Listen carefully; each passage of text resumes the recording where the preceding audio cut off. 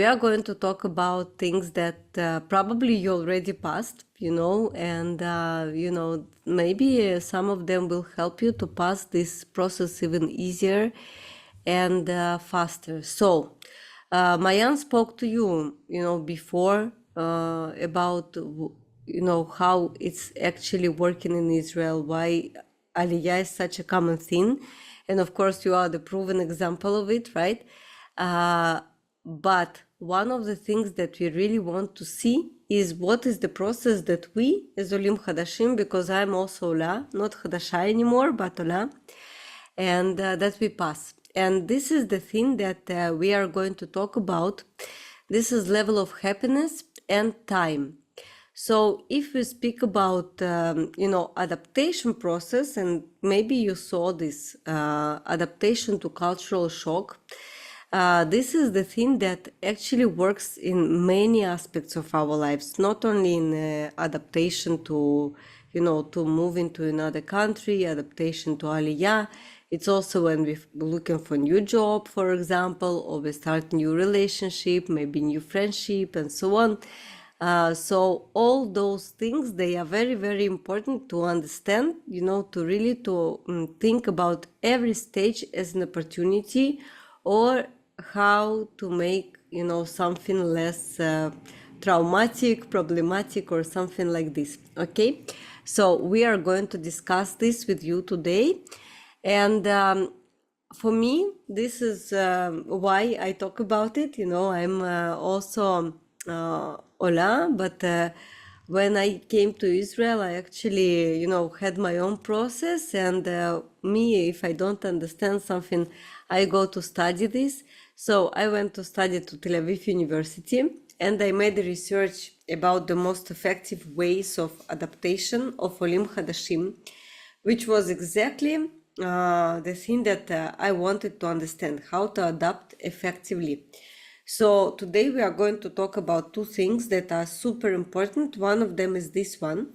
So, time shows us that with time, the process will go, but we are talking about level of happiness, because what happens to many people, that they don't feel happy about their Aliyah at all in the end, This is something that many people tell us, that, I wish I knew more about that this is going to happen to me.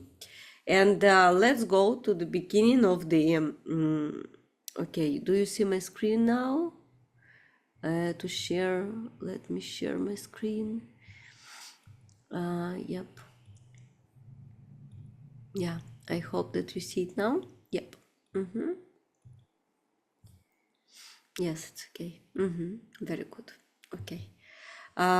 So look, you have this level of happiness, which is super important thing, because, and we can't actually talk about level of happiness, we can only compare it to the level of happiness that we had before. So you see this red line that we have. This is the level of happiness that we had before Aliyah. When everything is very normal, like the most normal, even boring day. And that's how I feel. And I will always compare how I feel afterwards with my feeling before Aliyah. And this is very critical thing, because first of all, we can, remember some things that made us happy before and to bring them back to our lives. But also we can understand more what's going on with me, with my mood, with my, resource, how resourceful I am, and so on. So, level of happiness. When we come to Israel, and that's what happens to many people, we actually have this honeymoon stage. It may last from 1 month to half a year, even some cases it can be up to 1 year. Whatever you feel now, I mean, some people told me when we made the research that they never felt it actually,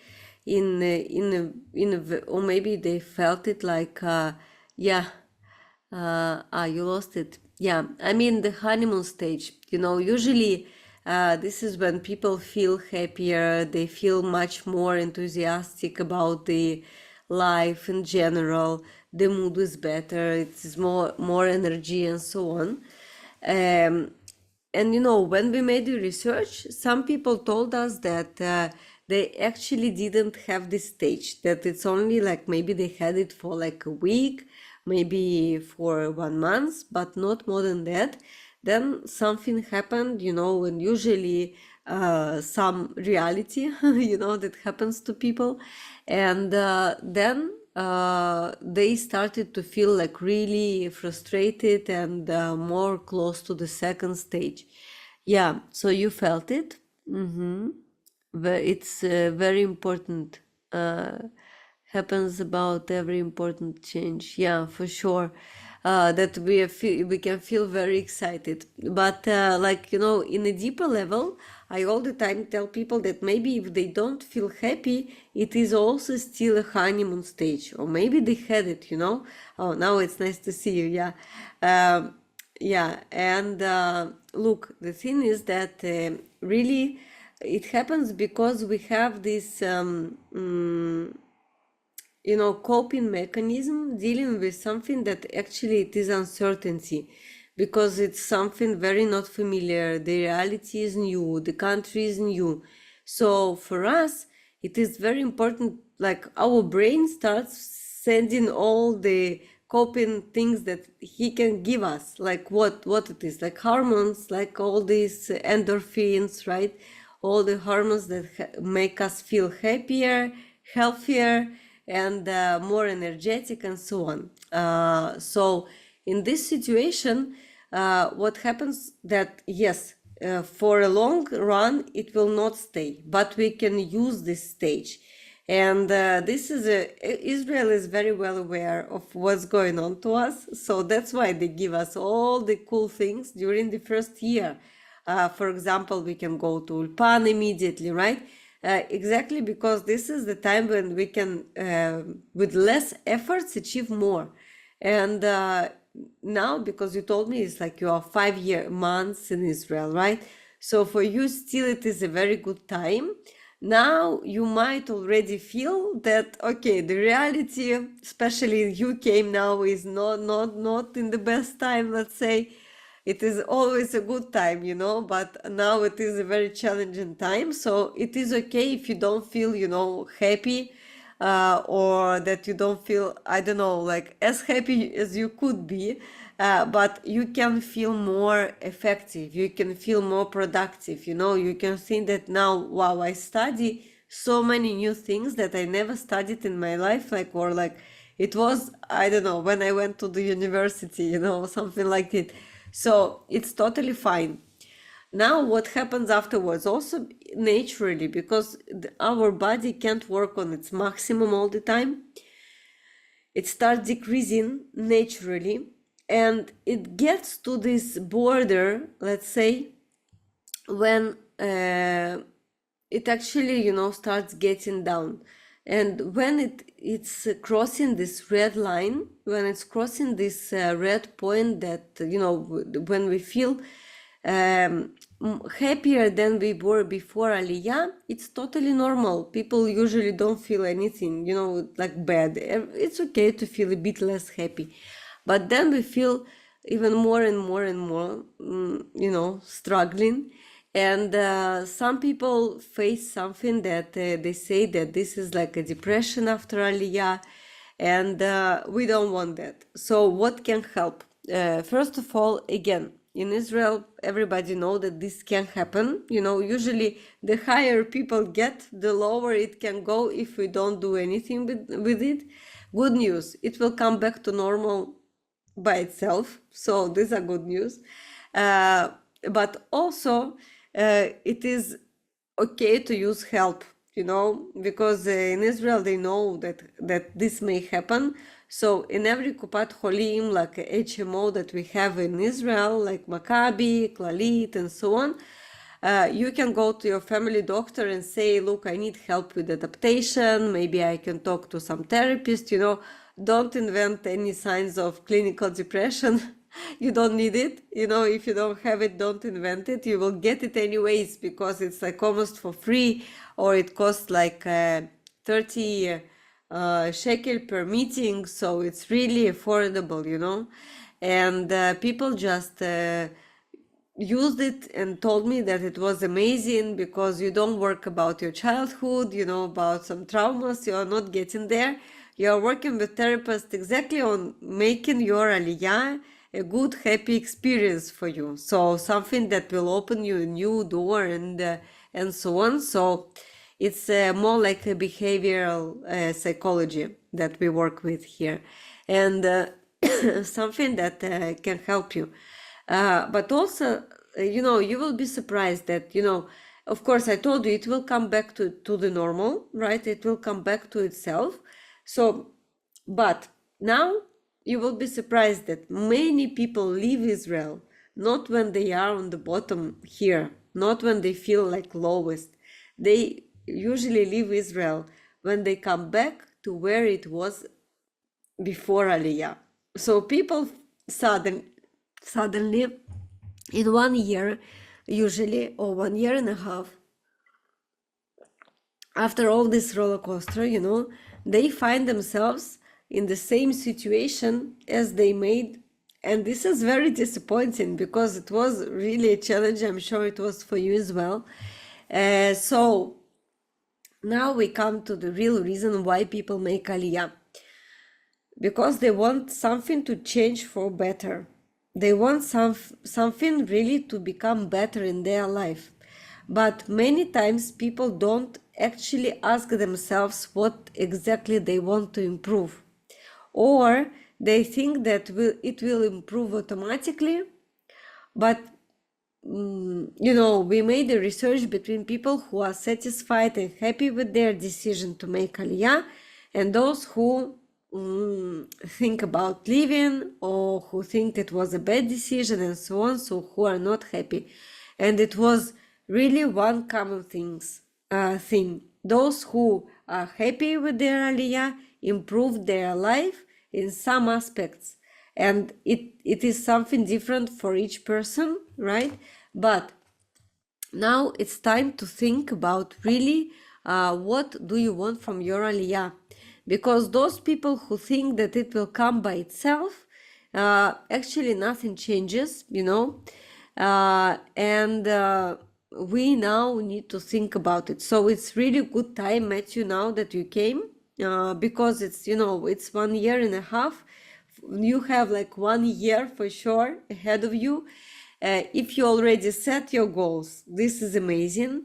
But if you still didn't, so it is a very good time, for you to set your goal or a couple of goals. If you came with family, for example, usually I recommend people to do it in this way, that people would write each of them 3 goals for each partner, and 3 common goals for family, which is also very good. So what I want to say that please, do that, and try to think about it in this way, that maybe what you want to be changed, to improve thanks to Aliyah. And also it is very, very important for people to write down not only this, but but also how you are going to get there. Do you think that you can do that? Yeah, so I think it's really important because otherwise, you did it. So this is very good, because sometimes it's really cool if you not only like write it down, but also to divide it to some points. And here, for some people that are, thinking, okay, what I should do, how can I actually, how can I actually improve it? So I would also say that please set only 3 goals, per time, because it's you have enough. You have many, many things, that come together with Aliyah. But also it is very important that you would, that you would also think about, then you can change them, because you can add one goal every time or change it. But you also need to make schedule for all these goals. For example, one of my goals was that I wanted to live near the sea. But during the first year of Aliyah, for me, it was actually, so it was really difficult to go to the sea. So I decided, okay, now, no matter what, I will go every week, once a week, I will go to the sea. This is doable, this is something that I can do for a couple of hours. I'm going to the sea. So this is amazing. And that's what I did, so we have like 51 weeks a year. So, within a year, I said, okay, I really feel that I improved it. I really went like 52 times, and that's all. So, yeah. So maybe if you already did it, so that's very good. I'm very happy. But don't ignore it, so what I mean is that not only set the goals, but also check how is your how is your progress on them. And I know that also last time Mayan told you about adaptation processes and so on. What I want to say that, many times people forget about that, we spoke about Israelis as an accepting society, and that you want to perceive the culture. But also I want us to remember that it is a very common process, that we also, like people who come to Israel, they also influence the culture a lot. And that's the reason why Israel wants to live also so much, right? Because you bring so much to the country. And I have this model that can help you also. So this is something that can help you a lot. So first of all, this is Barry's integration model, acculturation model. And he said, it's not only for Israel, but for every migrant, but it is really working. Like from what I saw, for all the people who are happy with their Aliyah, they really, all of them integrated, because they answered both of the questions yes. So what are those questions? Question number one, do I want to maintain my original cultural identity? So of course, we answer yes to that. If we answer yes, so it is, we stay ourselves, we keep the foundation that we have, that we still have things that we like, we bring them to our lives and so on. And the second one, do I want to have relations with the host culture around me? And of course, the best answer is yes.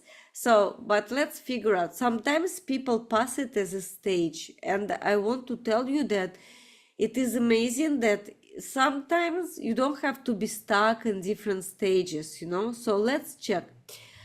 I'm sure, like during the first stage, usually people are divided to two types from what we see. People who say, I will not keep any connection with my culture, like with my previous culture, but I do want to have relationship with accepting culture, with the host culture. And I will become Israeli, I will only speak Hebrew, I will only have Israeli friends, and so on. So these people, they are really, usually they adapt very fast, they find the job in Hebrew, and in general, this is one of the main ways of adaptation that was before. Like usually this is something that was planned for most of people for centuries, that once they come to the new culture, they erase their previous culture. But nowadays it doesn't really work, because people still feel a lot of need to connect with their previous culture, most of people, make this decision when they are adults already. So, they still have many connections. Those people who assimilate and forget about for some time about their original culture, most of the times they have a need to come back to it, because you remember this red line that we spoke about, right? So still there were some things that made us happy before Aliyah, so we still need to keep it. It's very, very important. But the worst scenario is marginalization. Usually it happens when people are in the bottom, when they don't have power to make any contacts with the host culture, and they can't stay in contact with with the original culture. So basically, these are very lonely people. But I can tell you that it happens a lot when people keep their remote jobs nowadays, and still, they work, but they are not really in contact with their previous, friends and family and so on. So they are basically at home, working their previous job, and they don't create any contacts, new contacts. So this is very important, not to be stuck in this stage. If you see that somebody is stuck in this stage, so please help them, to overcome it and so on. Then, of course, separation. So this is when, obviously in Israel, by the way, it is one of the most common ways for people to, to take this integration process, but it's not the best. Why? Because we have this, many times we have these group languages, and the group languages, people form like Russian speakers, English speakers, French speakers, people who speak Spanish, and so on. So what happens? It happens that people actually don't communicate with Israelis, and they have a lot of prejudgments inside the group. What I mean, like people start thinking about, ways of finding the job that are actually not relevant, for example, or they start thinking about Israelis in certain ways, or think that Israelis think about us in this and that way. And wow, this is really, really, making things so complicated that actually people are not making contacts with real culture around them, or they start to be frustrated and so on. So I always say that, for us as Gvahim, it is very important that at least we build the bridge, for the job market, that people who come to us, they already they really speak to Israelis, they really speak to the society, and at least to the real recruiters, not to the people who think about, what are the best ways to find the job, but not really doing that. So yeah, we really want you to integrate, and to integrate you need to answer yes to both of the questions. Sometimes it doesn't seem easy, but step by step, always when you hear when you hear some prejudgments or some things that are in common said, so it should be done only in this and that way. So believe me, this is your opportunity to overcome this prejudgment, and to say that, okay, no matter what, I will integrate, and I will still do my best, to really to enter the society. And of course, how to do that? People always tell me, what is how can I do that? Usually I recommend, first of all, to find the job in the Israeli company, meaning that, of course, you can try, and we all the time, when you need to save your remote job, of course you need it, and of course you please keep it, it's important. But if you can start working, this is one of the best way to be surrounded with local people that you will celebrate together. You will have some things that you discuss in the office that you will never discuss with your Olim friends. So just open these doors for yourselves, and please go for it, because it's super important and nice, and this will leave you more and more opportunities. Okay. Yeah. And of course, let's move forward. I know that Mayan told you about the Israeli mentality already. So I think it is very important also, guys, in this situation, to be open to the culture, but also to think about yourself as Israelis already, because you made this huge step, or you are going to make it. And for sure, this will be your opportunity, to open some new sides of yourselves that you already can have. So, it's really important to think about that you bring with you so many good things that you can share. I don't know, Matthew, did you go over this DNA of Olim Hadashim with Mayan last time? Very nice. Okay, you really did a lot of things.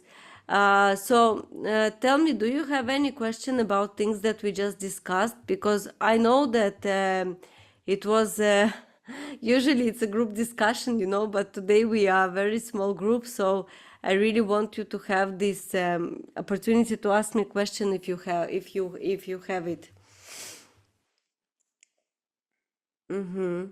Yeah.